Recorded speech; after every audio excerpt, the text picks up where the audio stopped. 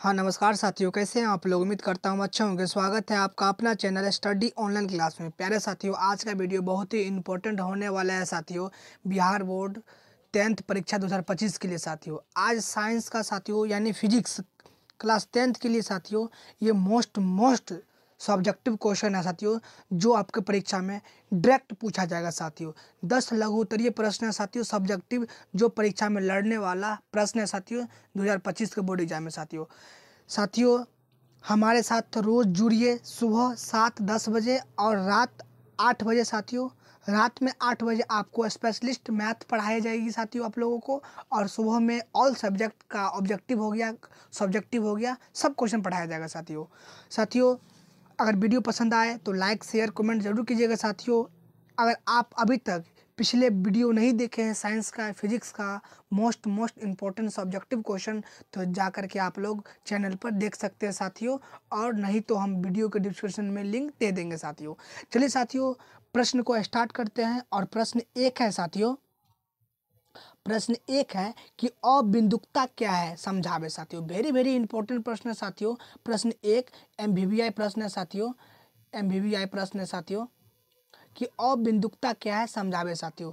चलिए साथियों, प्रश्न को पढ़ते हैं साथियों। उत्तर देखेंगे, लिखेंगे कैसे कि आंख के अंदर साथियों, यानी आंख के अंदर सामने की सतह पर या लेंस की गोलाई पर शंकु जैसे संरचनाएं अपर्याप्त मात्रा में हो जाती है साथियों।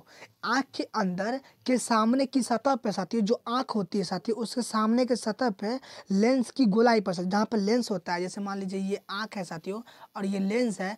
इस लेंस पर साथियों शंकु के आकार की एक संरचनाएं पर्याप्त मतलब क्या अधिक मात्रा में हो जाती है, जिससे वह व्यक्ति विशेष रंगों की पहचान नहीं कर पाता साथियों। अगर आपके आंख पे साथियों अबिंदुकता यानी कि शंकु की तरह अगर लेंस पे आ जाता है तो आपको देखने में बहुत दिक्कत होगी। आप रंगों को या कोई भी सामान को आप पहचान नहीं सकते हैं। उसे अबिंदुकता कहा जाता है साथियों। क्या कहा जाता है? उसे अबिंदुकता कहते हैं।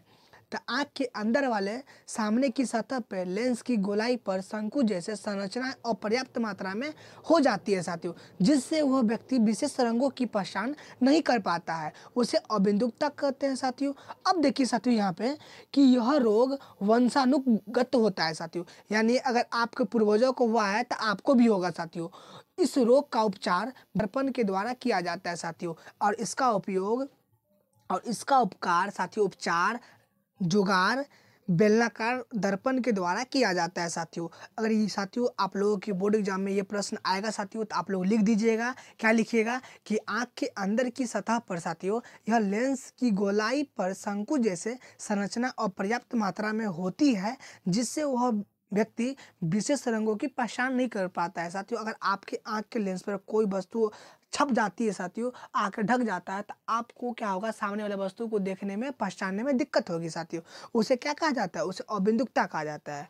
और यह रोग वंशानुगत यानी पूर्वजों को हुआ है तो आपको भी शायद हो सकता है। इस रोग का उपचार बेलनाकार दर्पण के द्वारा किया जाता है साथियों। अगर आप साथियों ये प्रश्न को समझ गए हैं तो चलिए नेक्स्ट प्रश्न को शुरू करते हैं साथियों। शुरू करने से पहले अगर आप हमारे टेलीग्राम ग्रुप पे नहीं जुड़े हैं तो आप लोग जुड़ जाइए। स्टडी ऑनलाइन साथियों, ऑनलाइन क्लास है साथियों, जहाँ पे आपको क्लास का पीडीएफ नोट्स प्रोवाइड कराया जाता है साथियों। क्लियर साथियों? यहाँ तक समझने में कोई दिक्कत है तो आप लोग कमेंट कर सकते हैं साथियों। नेक्स्ट प्रश्न है साथियों, प्रश्न 2 है साथियों कि प्रकाश का अपवर्तन क्या है साथियों। वेरी इंपॉर्टेंट, प्रकाश का अपवर्तन क्या है, इसके नियमों को बताएं साथियों। तो पहले उत्तर लिखेंगे, प्रकाश का अपवर्तन देकर डैश दे देंगे। जैसे यहाँ पर दिया है, आप प्रकाश का अपवर्तन देकर डैश दे दीजिए। अब लिखिए साथियों, यहाँ पर लिखेंगे कि प्रकाश किरण एक माध्यम से साथियों, प्रकाश किरण एक माध्यम से दूसरे माध्यम में गमन करने पर अपने मूल पथ से साथियों मुड़ जाती है। यानी प्रकाश की किरण एक माध्यम से दूसरे माध्यम में जब जाती है यानी गमन करती है, तो अपने मूल माध्यम से मुड़ जाती है, पथ से मुड़ जाती है। इसे प्रकाश का अपवर्तन कहते हैं साथियों।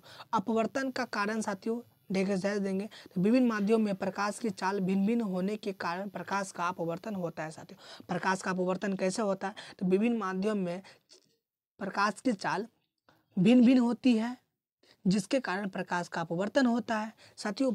अब यहाँ पे देखिए, अपवर्तन के कितने नियम है साथियों? 2 नियम है। कितने नियम है? 2 साथियों। ये आपको ऑब्जेक्टिव में आ सकता है कि प्रकाश का अपवर्तन के कितने नियम है? तो 2। और प्रकाश का परावर्तन के कितने नियम है? तो 2 साथियों। प्रकाश का चाल गमन करती है तो अलग अलग दिशा में या भिन्न भिन्न दिशा में गमन करते हैं साथियों। यहाँ से 2-3 ऑब्जेक्टिव निकल गया। अब साथियों यहाँ पे एक देखिए नियमों का बताए साथियों। तो पहला नियम है कि आपतित किरण साथियों, क्या आपतित किरण देकर डैश देंगे, लिखेंगे आपतित किरण तथा परावर्तक सतह के आपतन बिंदु पर खींचा गया अभिलंब तीनों एक ही तल में होते हैं साथियों। क्या लिखेंगे कि आपतित किरण तथा परावर्तक सतह के आपतन बिंदु पर खींचा गया अभिलंब तीनों एक ही तल में होते हैं। उसके बाद साथियों 2 में 2 नियम है। पहला नियम तो ये हो गया। अब दूसरा नियम, आपतन कोण की ज्या साइन आई तथा अपवर्तन कोण की ज्या साइन आर का अनुपात एक नियतांक होता है साथियों। तो लिखेंगे यहाँ पे लिखेंगे क्या कि साइन आई बटे साइन आर। यहाँ पे लिखेंगे साथियों साइन आई बटे साइन आर साथियों। क्लियर।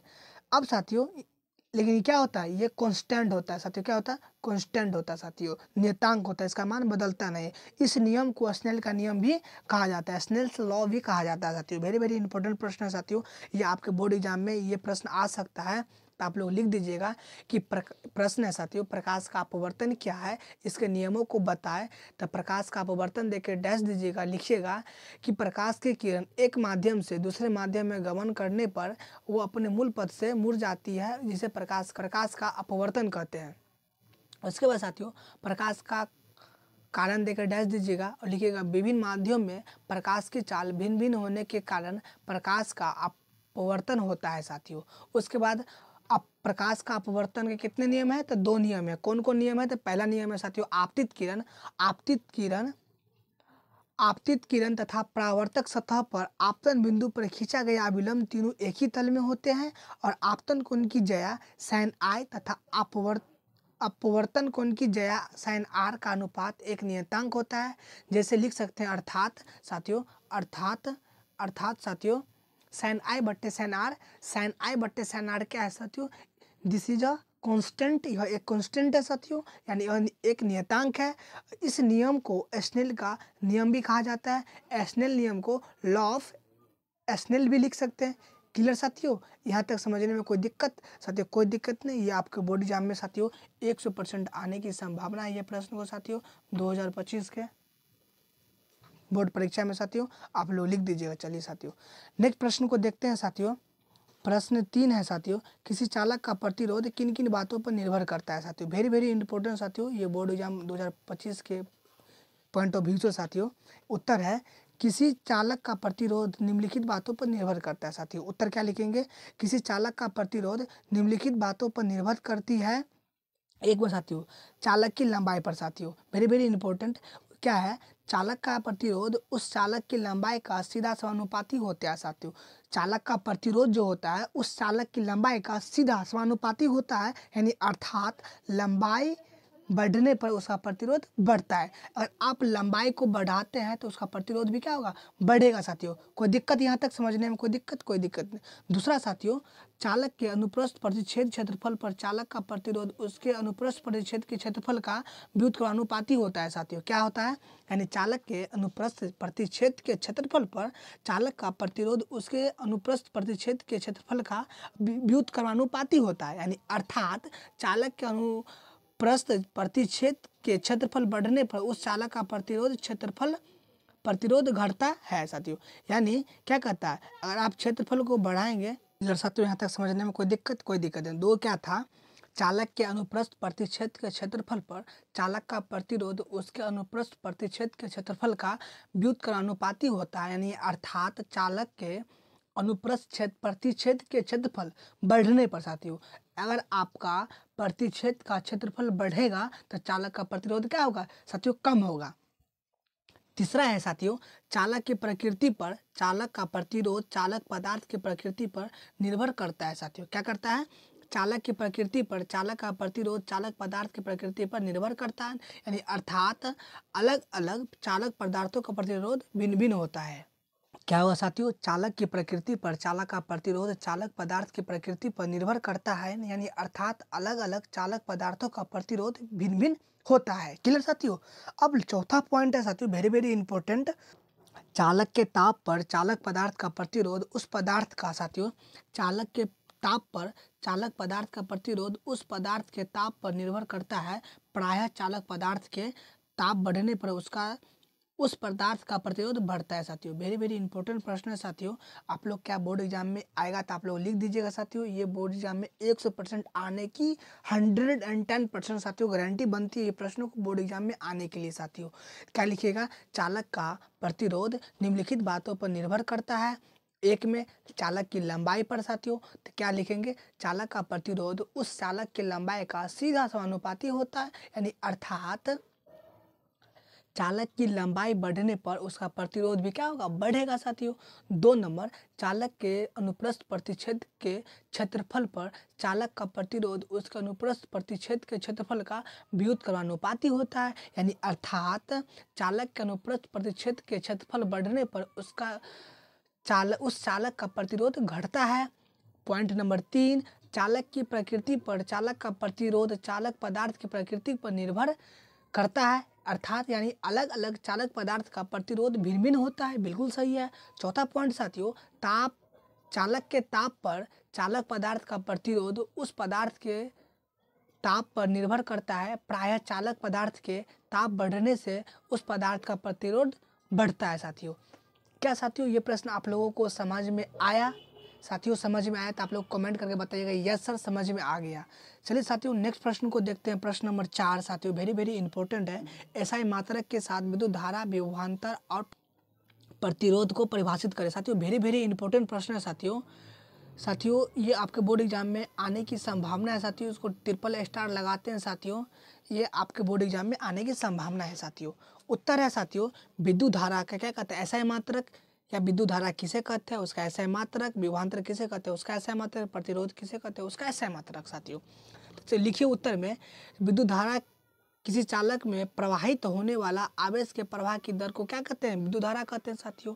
विद्युत धारा किसे कहेंगे, तो विद्युत धारा किसी चालक में प्रवाहित होने वाले आवेश के प्रवाह की दर को विद्युत धारा कहते हैं। विद्युत धारा का एसआई मात्रक एम्पियर, यानी जिसको ए से सूचित करते हैं और उसे एमीटर से मापा जाता है साथियों। आपके एग्जाम में साथियों ऑब्जेक्टिव में आ सकता है। विद्युत धारा का ऐसा मतलब क्या होता है, एम्पियर। साथियों एम्पियर को ए भी से सूचित किया जाता है और विद्युत धारा को किससे मापा जाता है साथियों, तो ए मीटर से मापा जाता है। क्लियर साथियों। अब देखिए साथियों यहाँ पे क्या विभवांतर इकाई धन आवेश को विद्युतीय क्षेत्र के किसी एक बिंदु से दूसरे बिंदु तक ले जाने में किए गए कार्य साथियों। विभवांतर इकाई आवेश को विद्युतीय क्षेत्र के किसी एक बिंदु से दूसरे बिंदु तक ले जाने में किए गए कार्य की मात्रा को विभवांतर कहते हैं साथियों। विभवांतर किसे कहते हैं साथियों, तो लिखेंगे विभवांतर इकाई धन आवेश को विद्युतीय क्षेत्र के किसी एक बिंदु से दूसरे बिंदु तक ले जाने में किए गए कार्य की मात्रा को विभवांतर कहते हैं। इसका एसआई मात्रक वोल्ट होता है साथियों। क्या होता है, वोल्ट होता है। क्या होता है, वोल्ट। पूछेगा आपके बोर्ड एग्जाम में ऑब्जेक्टिव में कि विभवांतर का एसआई मात्रक क्या होता है, वोल्ट। विद्युत धारा का एसआई मात्रक क्या होता है, एम्पियर साथियों। अब साथियों प्रतिरोध देकर डैश देंगे साथियों, तो लिखेंगे प्रतिरोध चालक पदार्थ का वह गुण है साथियों। प्रतिरोध चालक पदार्थ का वह गुण है साथियों जो उस पदार्थ से होकर प्रवाहित होने वाली विद्युत धारा का विरोध करता है साथियों। प्रतिरोध कहलाता है। क्या कहलाता है, प्रतिरोध कहलाता है। यानी प्रतिरोध चालक पदार्थ का वह गुण है जो उस पदार्थ के साथियों, जो उस पदार्थ से होकर प्रवाहित होने वाली विद्युत धारा का विरोध करता है, उसे प्रतिरोध कहते हैं साथियों। इसका ऐसा मात्रक ओम होता है साथियों। ओम का चिन्ह कैसे होता है, ओम का चिन्ह ऐसे होता है। क्लियर साथियों, यहाँ तक समझने में कोई दिक्कत है तो आप लोग कमेंट करके पूछ सकते हैं साथियों। साथियों ये आपके बोर्ड एग्जाम के पॉइंट ऑफ व्यू से वेरी वेरी इंपॉर्टेंट, इसलिए मैंने इसको 3 स्टार लगा दिया है। आपके बोर्ड एग्जाम में ये आ सकता है साथियों। आएगा तो आप लोग लिख दीजिएगा। क्या कहता है कि ऐसा मात्रक लिखे किसका, तो विद्युत धारा का और विभवांतर का और प्रतिरोध को। विभवांतर भी और प्रतिरोध का और विद्युत धारा का, इसका ऐसा मात्रक भी लिखना है और परिभाषित भी करना है साथियों। तो लिखेंगे विद्युत धारा किसी चालक में प्रवाहित होने वाले आवेश में प्रवाह की दर को विद्युत धारा कहते हैं। इसका ऐसा मात्रक एम्पियर होता है। इसे वोल्ट मीटर से मापा जाता है। क्लियर साथियों। नेक्स्ट विभवांतर देकर डैश देंगे, लिखेंगे विभवांतर इकाई धन आवेश को विद्युतीय क्षेत्र के किसी एक बिंदु से दूसरे बिंदु तक ले जाने में किए गए कार्य को मात्रा को विभवांतर कहते हैं। इसका ऐसा मात्रक वोल्ट होता है। उसके बाद है प्रतिरोध देकर डैश देंगे साथियों, लिखेंगे प्रतिरोध चालक पदार्थ का वो गुण है जो उस पदार्थ से होकर प्रवाहित होने वाले विद्युत धारा का विरोध करता है, उसे प्रतिरोध कहते हैं। इसका ऐसा मात्रक ओम होता है। क्लियर साथियों। यहाँ तक समझने में कोई दिक्कत है तो आप लोग कमेंट करके पूछ सकते हैं साथियों, कोई दिक्कत नहीं। चलिए साथियों नेक्स्ट प्रश्न को देखते हैं। प्रश्न नंबर 5, फ्लेमिंग का बाम हस्त का नियम लिखे। साथियों 100% टिक लगा लीजिए कि आना ही है साथियों, 100% साथियों आप लोग लिखा के ले लीजिएगा कि सर बताए थे कि आया कि नहीं आया साथियों। इसका उत्तर है साथियों, इसका उत्तर लिखेंगे चुंबकीय क्षेत्र द्वारा धारावाही चालक पर लगे बल की दिशा फ्लेमिंग के बाम हस्त के नियम से मिलती है साथियों। क्या कहता है, चुंबकीय क्षेत्र द्वारा साथियों, जो चुंबकीय क्षेत्र होता है उस पर जो धारावाही मतलब क्या, जो धक्का लगाता है जो चालक, उस पर लगे बल को, जो उस पर जो चालक पर अब वाही बल लगाए, उस बल को क्या कहेंगे, उस बल की दिशा को जिस तरफ जाएगा उस दिशा को फ्लेमिंग के बाम हस्त का नियम कहते हैं साथियों। अब फिगर से भी समझाएंगे थोड़ा। यहाँ देखिए कि बाएं हस्त के अंगूठा साथियों, बाएं हस्त का अंगूठा साथियों तर्जनी और मध्यमा उंगली को परस्पर समकोणिक रखे साथियों। परस्पर क्या रखे, इस प्रकार का रखे साथियों, जो यहाँ पर आप लोग देख पा रहे होंगे फिगर में साथियों, इस प्रकार रखे साथियों। अब कहता है यदि तर्जनी चुंबकीय क्षेत्र की दिशा का संकेत करती हो, क्या तर्जनी चुंबकीय क्षेत्र की दिशा का संकेत करती हो और मध्यमा विद्युत धारा की दिशा को अंगूठा चालक की गति या उस पर लगे बल की दिशा का संकेत करेगा, यह नियम मोटर का नियम भी कहलाता है साथियों। इसे मोटर का भी नियम कहते हैं साथियों। देखिए ये अंगूठा होता है, ये गति का बताता है। क्या बताता है साथियों, ये गति दर्शाता है। क्या दर्शाता है, अंगूठा गति साथियों, अंगूठा गति दिखाता है। उसके बाद ये क्या दिखाता है, ये तर्जनी साथियों आपको चुंबकीय क्षेत्र को दिखाएगा। क्या दिखाएगा, चुंबकीय क्षेत्र को साथियों। उसके बाद मध्यमा मतलब क्या, बीच वाला उंगली विद्युत धारा को दर्शाएगा साथियों। ये हो गया फ्लेमिंग का बाम हस्त का नियम साथियों। आप लोग ऐसा ही लिखिएगा साथियों, आप लोग का एक भी नंबर नहीं कटेगा साथियों। क्या लिखिएगा, चुंबकीय क्षेत्र द्वारा धारावाही चालक पर लगे बल की दिशा फ्लेमिंग के बाम हस्त नियम से मिलती है। बाएं हस्त के अंगूठा तर्जनी और मध्यमा उंगली के परस्पर समकोणिक रखे साथियों। क्या रखे, परस्पर ऐसे उंगली को रखे बामा हाथ को साथियों। यदि तर्जनी चुंबकीय क्षेत्र की दिशा का संकेत करती है, तर्जनी जो है साथियों क्या किसका संकेत करती है, विद्युतीय चुंबकीय क्षेत्र की साथियों।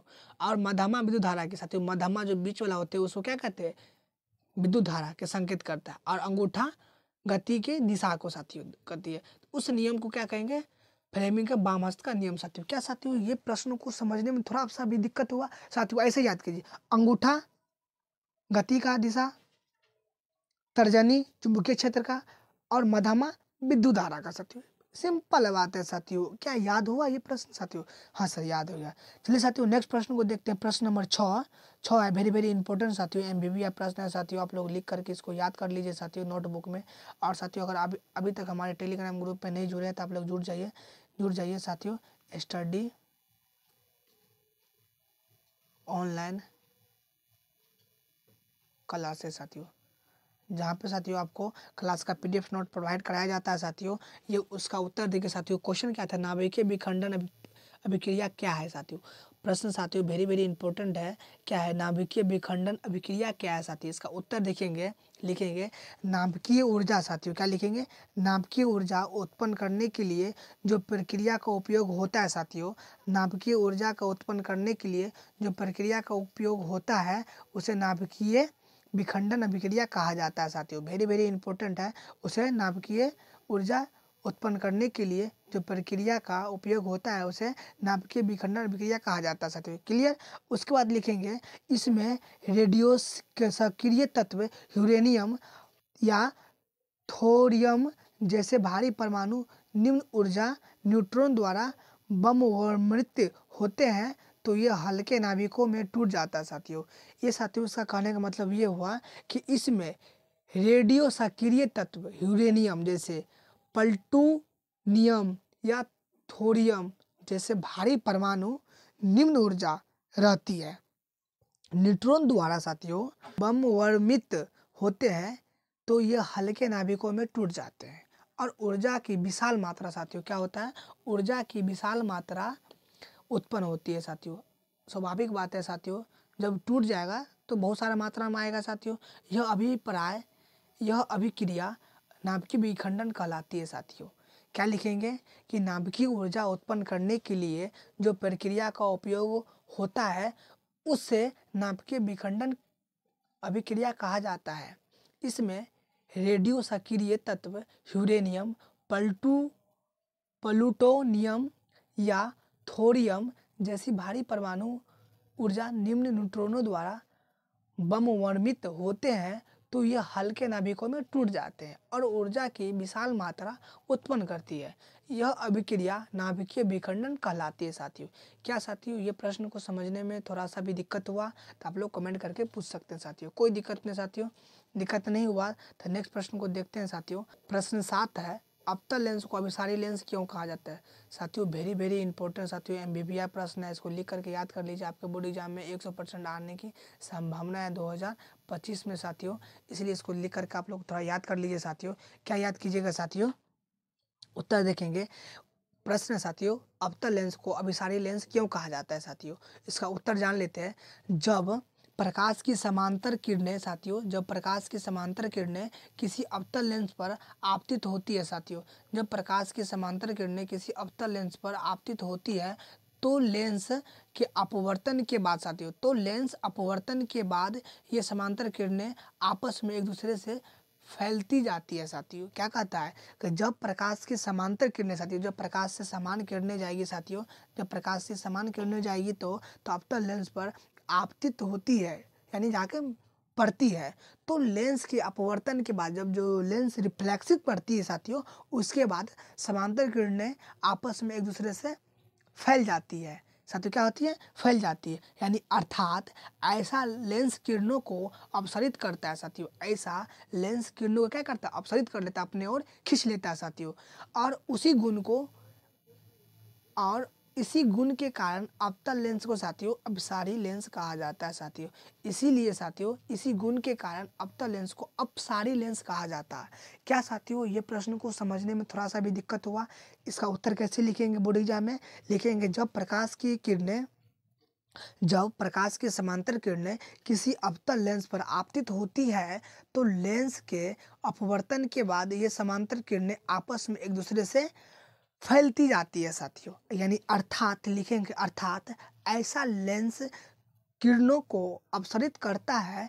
इसी गुण के कारण अवतल लेंस को अपसारी लेंस कहते हैं साथियों। क्या साथियों ये प्रश्न समझने में थोड़ा सा भी दिक्कत हुआ आप लोगों को? सर कोई दिक्कत नहीं, चलिए नेक्स्ट प्रश्न को देखते हैं साथियों।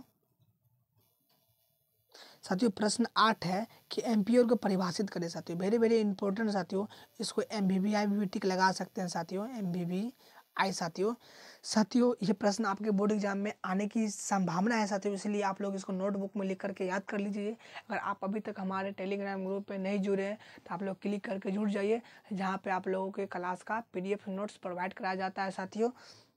इसका उत्तर है साथियों एम्पियर, यानी एम्पियर विद्युत धारा का ऐसा मात्रक है साथियों। क्या लिखेंगे कि एम्पियर विद्युत धारा का ऐसा मात्रक है जब किसी चालक के अनुप्रस्थ काट से साथियों, जब किसी चालक के अनुप्रस्थ काट से 1 सेकंड में साथियों कितने, तो 1 सेकंड में 1 कूलम्ब आवेशित होता है साथियों। क्या? जब किसी चालक के अनुप्रस्थ काट पर साथियों, जब किसी चालक को अनुप्रस्थ काट पर 1 सेकंड में 1 कूलम्ब आवेशित प्रवाहित होता है तब चालक में धारा की प्रबलता 1 एम्पियर होती है। यानी अतः 1 IA बराबर 1 कूलम्ब पर सेकंड साथियों। क्या साथियों ये प्रश्न को थोड़ा भी समझने में दिक्कत हुआ होगा आप लोगों को? तो कमेंट कर सकते हैं साथियों। इसका उत्तर कैसे लिखेंगे बोर्ड एग्जाम में कि एम्पियर विद्युत धारा का ऐसा मात्रक है जब किसी चालक के अनुप्रस्थ काट से 1 सेकंड में 1 कूलम्ब आवेशित प्रवाहित होता है, यानी आवेश प्रवाहित होता है तब चालक में धारा की प्रबलता 1 एम्पियर होती है। यानी अतः 1 एम्पियर बराबर 1 कूलम्ब पर सेकंड साथियों। क्या यह बात समझने में किसी को दिक्कत है तो आप लोग कमेंट करके पूछ सकते हैं साथियों, कोई दिक्कत नहीं। चलिए साथियों नेक्स्ट प्रश्न को देखते हैं। प्रश्न 8 है साथियों, प्रतिरोध की उत्पत्ति का क्या कारण है साथियों। वीवीआई प्रश्न है साथियों, आप लोग इसको नोटबुक में लिख करके ही याद कर लीजिए साथियों, ताकि बोर्ड एग्जाम में छूटेगा नहीं साथियों आप लोगों को। तो क्या कहता है, प्रतिरोध की उत्पत्ति का क्या कारण है साथियों। वेरी वेरी इंपॉर्टेंट प्रश्न साथियों। इसका उत्तर है किसी चालक पदार्थ के सिरों के बीच विभवांतर आरोपित करने पर साथियों, किसी चालक के पदार्थ के सिरों के बीच विभवांतर आरोपित करने पर चालक के भीतर मुक्त इलेक्ट्रॉन निम्न विभव वाले सिरे से उच्च विभव वाले सिरे की ओर चलते हैं साथियों। क्या लिखेंगे कि किसी चालक के सिरे के बीच विभवांतर आरोपित करने पर चालक के भीतर मुक्त इलेक्ट्रॉन निम्न विभव वाले सिरे से उच्च विभव वाले सिरे की ओर चलते हैं।